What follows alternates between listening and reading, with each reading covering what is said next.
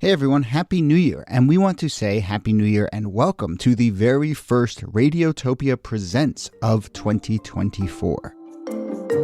It's a series that we are truly excited about. It's called Shocking, Heartbreaking, Transformative. Now, this is from documentarian Jess Shane, who put out an open call on Craigslist and then worked with 4 strangers to explore the standard rules that documentarians and journalists use to tell their subject stories. So the series gets into all sorts of questions about what happens when people's real lives are collected, edited, and consumed. The show pulls back the curtain on what goes on behind the scenes of your favorite nonfiction shows. And then it turns in on itself and some really interesting twists and turns along the way in the making of the show. I've gotten to know Jess a little bit over the making of this show. Every time I chat with her, there's a new wrinkle to this story. It is really incredible. So go check out the new Radiotopia Presents series, Shocking, Heartbreaking, Transformative. It is out now on your favorite podcast platform.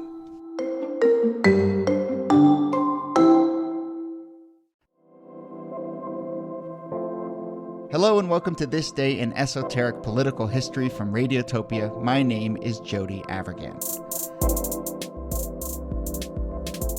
This day here in the United States is Election Day, November 3rd. So you are likely listening to this on Election Day, and hopefully you have voted or are planning to vote. Thank you for your service. Look, we're not a news podcast here. We are a history podcast, and we tend to take one story each episode. So in trying to think about what kind of story might be useful on this Election Day, we settled on Election Day 1936, November 3rd, in the midst of the Great Depression, the day that FDR won his second election, a sweeping victory over Republican Alf Landon, who many people don't talk about for good reason. Alf Landon got 8 electoral votes. He carried 2 states, Vermont and Maine.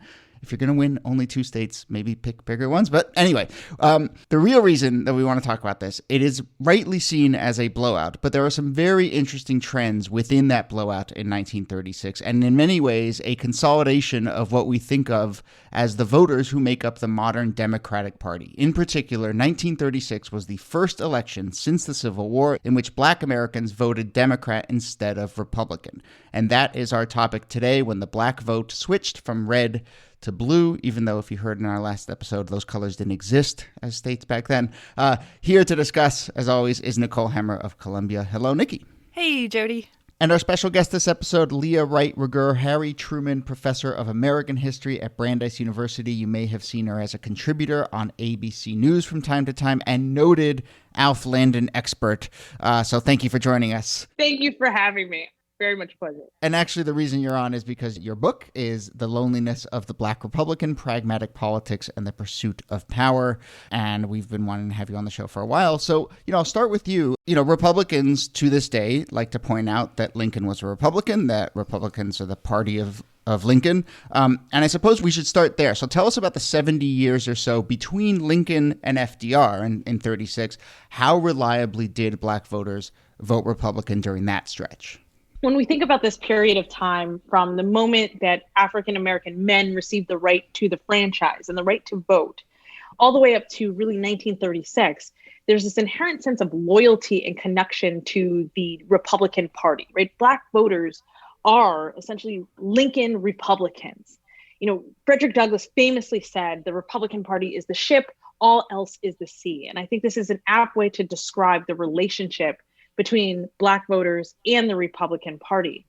With that in mind, we also know that there are moments of tension between the Republican Party and Black voters in that lead up to the 1936 moment, kind of like laying the groundwork for what will eventually become a big transformation. So if we look at, say, for example, Herbert Hoover and his Lily White movement to essentially purge the party of its Black support, then we can see these really important moments of tension. But by and large, African Americans are committed and are deeply loyal to the Republican Party as the party that essentially, freed the slaves, if you want to say, and instituted radical Reconstruction in the aftermath of slavery. And I think kind of the thing that makes it difficult, certainly back when I was teaching, it was difficult for students because what you had to explain to them is that the Black vote in 1936 is in a party where Black voters are aligned with white supremacists and segregationists within the Democratic Party. And so there is this real tension and really unfixable contradiction within the Democratic Party well into the 1960s. But I think, Leah, to your point, right, the Republican Party is not exactly inviting Black voters in under the Hoover administration. Oh, no. One of the things that we see is that in 1932, Black voters do not support the Democratic candidate. They do not support Franklin Delano Roosevelt. So they're not part of the initial New Deal coalition. But one of the things that Democrats realize, particularly Northern Democrats, because Southern Democrats are still very much like, get out of here. We're not interested in Black voters. We're interested in suppressing the Black vote, right, through a variety of means. But Northern Democrats realize that Black people are actually ripe for courting, given that they have nothing to lose by leaving the Republican Party, right? Because they point out that they could have coalitions and alliances with Northern Democrats where they could have racial progress, economic progress, right? And they're also looking at the kind of efforts of the New Deal and saying, this is something that actively ministers to the needs of African Americans. So there's this whole moment where the realignment is very much present and very much obvious, but Republicans simply aren't picking up on it because they've taken Black voters for granted and really don't see them as a valuable part of their political alliance. But what is your sense? I know it's complicated. It's a mix of the two. But what is your sense of, is it more that, the Republican Party is driving Black voters away, or is it that Democrats are finally starting to provide a welcome home for them? So I think part of what we see is that the 1932 to 1936 period introduces something so radical that it actually transforms the very fabric of American politics. And that's the New Deal, which is why I always say, when we're thinking about how do political transformations happen, particularly with regard to race, that it needs to center on something transformative, something so radical that people have no choice but to shift their vote into a different direction. Right? We're thinking about an American population that is in depression, is in recession, that is actively suffering. The Republican Party hasn't done enough to meet the needs of people that are suffering. The New Deal and pushing forward a social welfare agenda that is colorblind, perhaps unintentionally, perhaps intentionally, we can discuss that, but pushing forward this in a way that benefits African Americans that are in need in ways that they can feel it in their tangible day-to-day lives. On top of that, you also have somebody like Eleanor Roosevelt, who is far more progressive than her husband, right? Who is very much vocal about civil rights and civil progress. We have the appointment of things like, the Black cabinet, right? African Americans who are appointed to in advisory positions to the various federal agencies. These things matter. So we hear often kind of these things, it comes up in the archives all the time. It's like, take that old picture of Lincoln off the wall and replace it with FDR, right? That becomes the new sentiment. Yeah, I think another major part of this story, right, is that where African Americans in the U.S. live is radically changing. I mean, starting in the 19-teens, you start to see the Great Migration, which is one of the largest internal migrations in world history.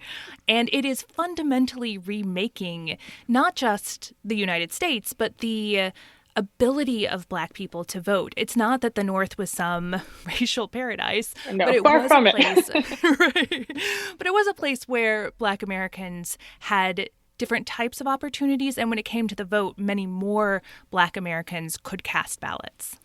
Right. And it also, you get a sense when you read about the kind of Democratic politics, especially at the local level in the North, places like Chicago, Leah, you get a sense that the sort of Democratic Party apparatus in those cities just, at a sort of raw numbers level, saw a whole group of new voters who they could court. And it's, I guess, just a reminder that a lot of this just comes down to kind of like the face-to-face outreach happening at the local level. Right. And I think, Republicans try efforts to do outreach, right? Jesse Owens campaigns for Alf Landon through 1936, right, on like a huge blitz. So when we talk about like celebrity endorsements, he gets a pretty big celebrity endorsement, but it's simply not enough. Right? We also know that, in addition to African Americans moving to the North, that as they move to the North, right, it opens up opportunities, particularly for, enfranchisement. And so we see, too, that as they are voting on the local level, because all politics is local, that Democrats, in cities like you mentioned, Chicago in particular, but also New York, Philadelphia, even Cleveland, are actually saying, wait a second, we can actually assume power by forming these alliances with African American voters. Now, we can do it through machine politics, but we can also do it by kind of just saying, we will include you in these policies and in these programs. Yeah. So, Niki, let's spin this forward a little bit. In this election in 36, it's 60-some% of African Americans vote Democrat. As we're saying, that's the first time it's sort of flipped. And 76% of Northern blacks voted for Roosevelt. As we go forward in decades, I mean, my sense is you look at some of these charts that gap just continues to grow and grow and grow. But are there other important markers along the way? Well, I think so. I mean, in the sense that still by 1960, 40% of the black vote is going to the Republican Party. And so it's not that immediately all black voters just wholesale abandon the Republican Party. There are people like Martin Luther King Jr. who voted Republican. There are more celebrities like Sammy Davis Jr. who's friends with Richard Nixon. So there's a transformation that happens slowly over time. That loneliness of the black Republican that Leah writes about is a process, right? It's a atrophying of the black Republican vote over many decades. Yeah, so I'll jump in here too to say that, one of the things that's remarkable about the transformation that we kind of mark as starting in 1936 is also that it shows that it's deeply uneven and it's not static. So one of the things that we see is that African American party affiliation doesn't change in 1936. The majority of African Americans still identify as Republican. And what ends up happening is over the course of the next couple of years and next couple of decades, that begins to change. But also we see a reinforcement of this idea of Black independent politics, right? We shouldn't be beholden to any political party. So in 1948, becomes the first year that the majority of African Americans register as Democrats. And that's a big year, but it happens because the mainstream Democratic Party essentially has a break with the Southern wing of the party. And that gives African Americans room to move into the party and identify fully with the party. When we see another break, right, 1956, where, something like 40% of African Americans vote for Dwight Eisenhower, part of that is because they are punishing the Democratic Party for its continued kind of position around Southern Democrats and the racism of Southern Democrats.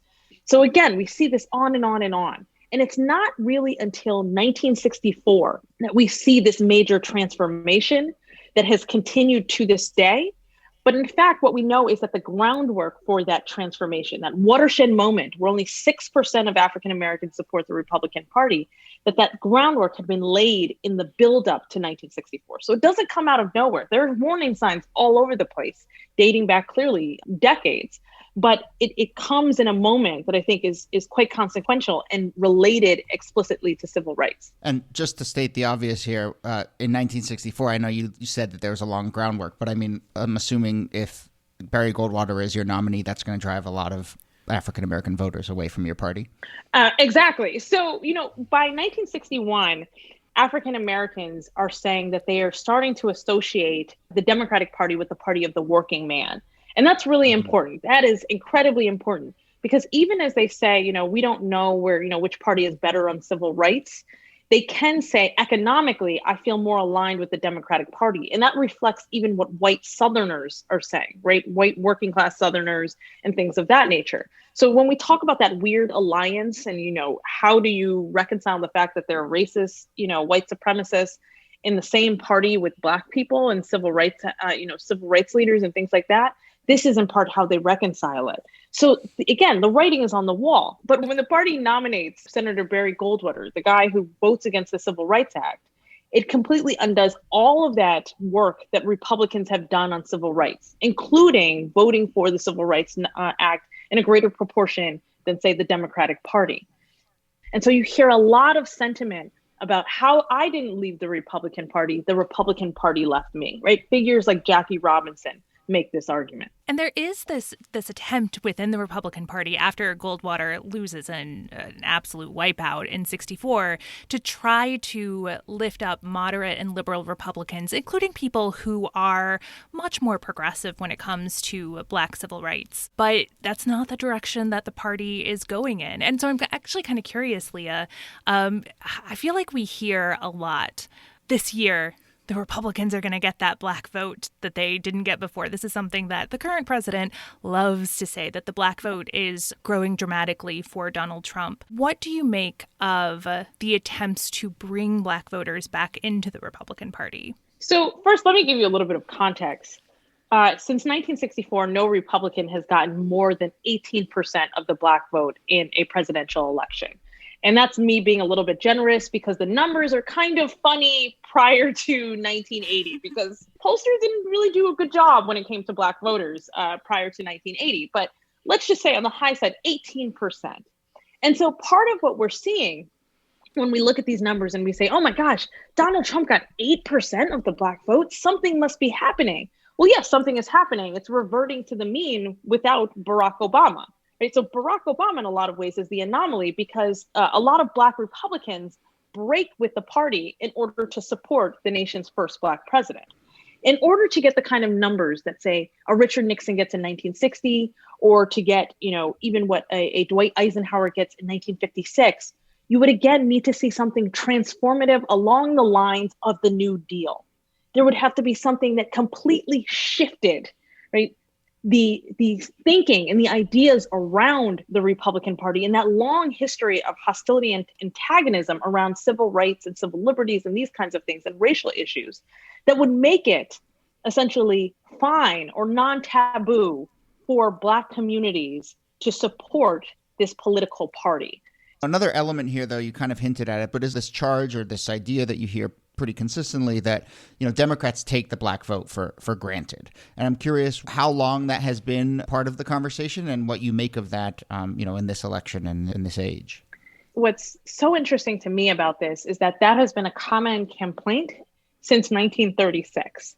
That the Democratic Party, right? So the Democratic Party has been taking the black vote for granted since it first got it, right? And it takes different forms and different, underlying textures to the argument, but the main argument has been the same since 1936.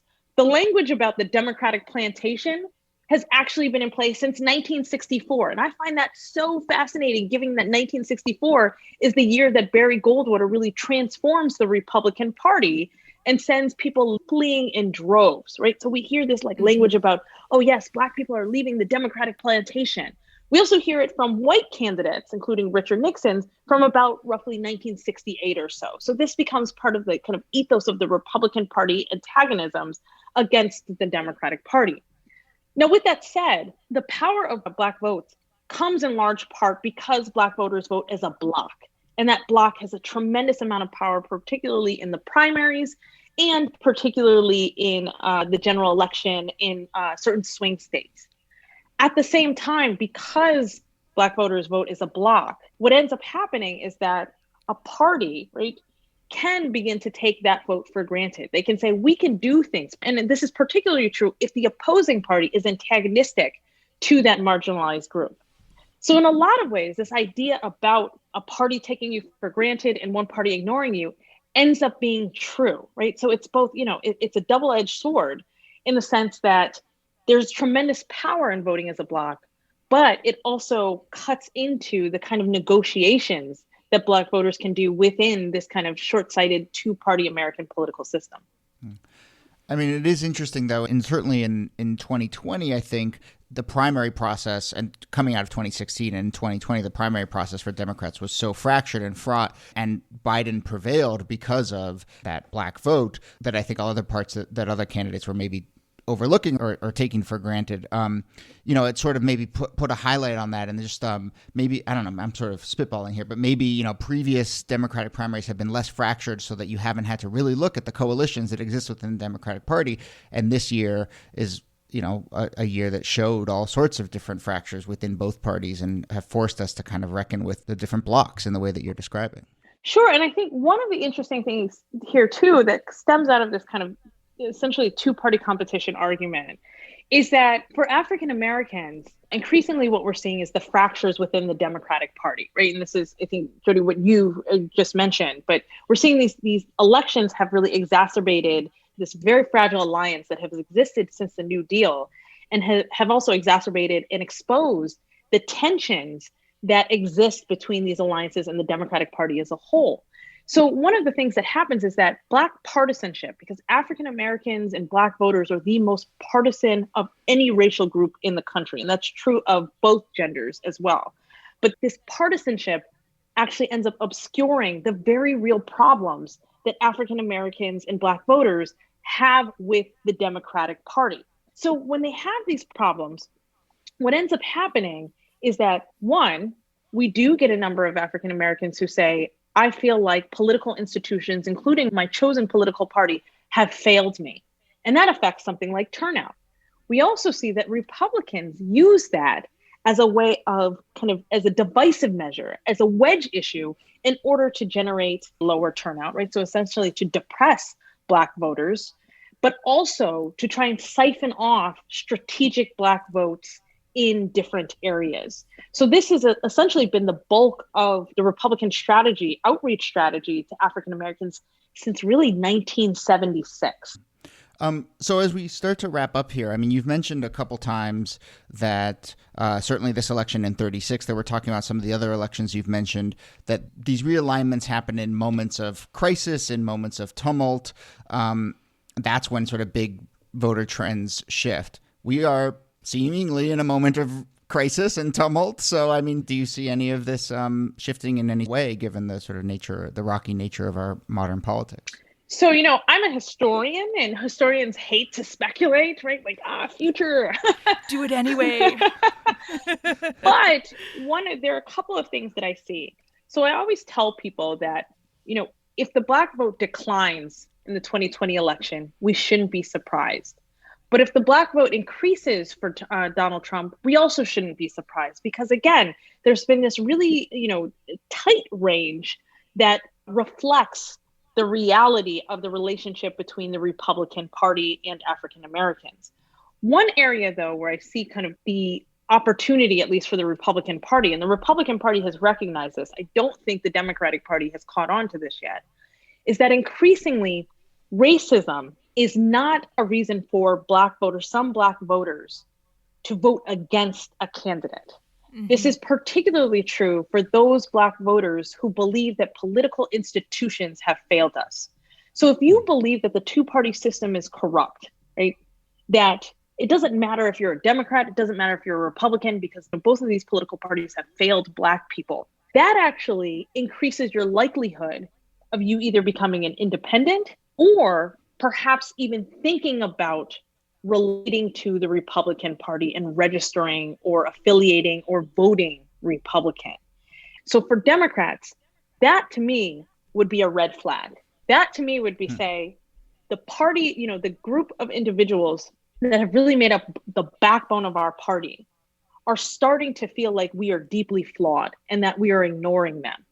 And so I would want to respond to that, because we've seen historically, even without, these big radical policy changes and things of that nature, that what that can do is cut into Black support for the Democratic Party. And it may be only a small cut in, right? Like 2 or 3 percentage points, but that can actually matter in the long run in really important ways. Interesting. All right. Well, that seems like a good place to end it.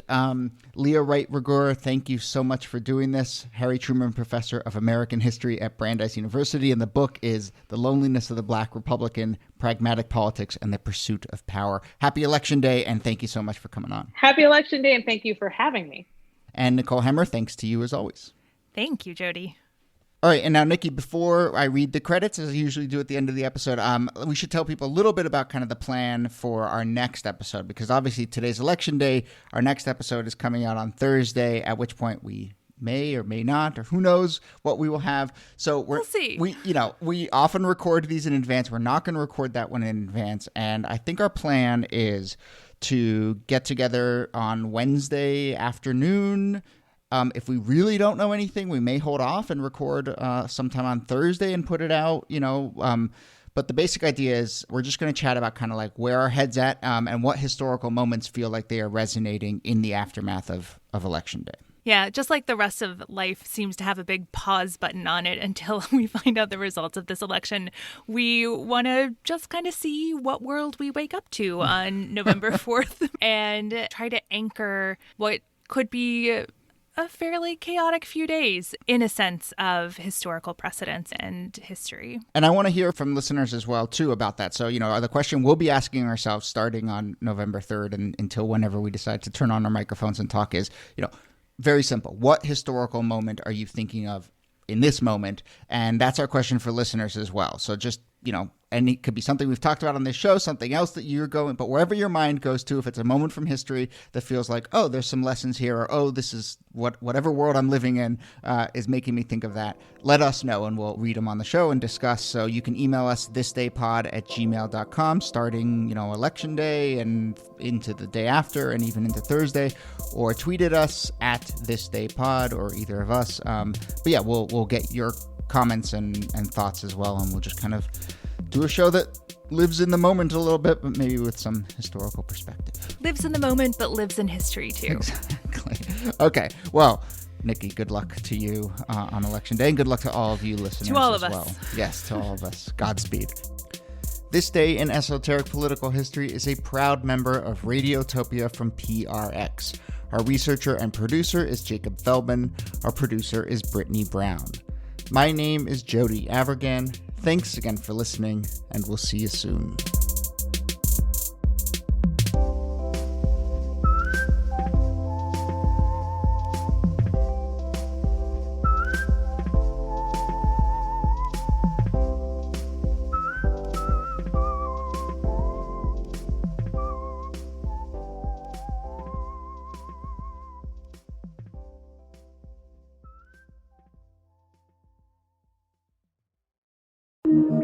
Radiotopia.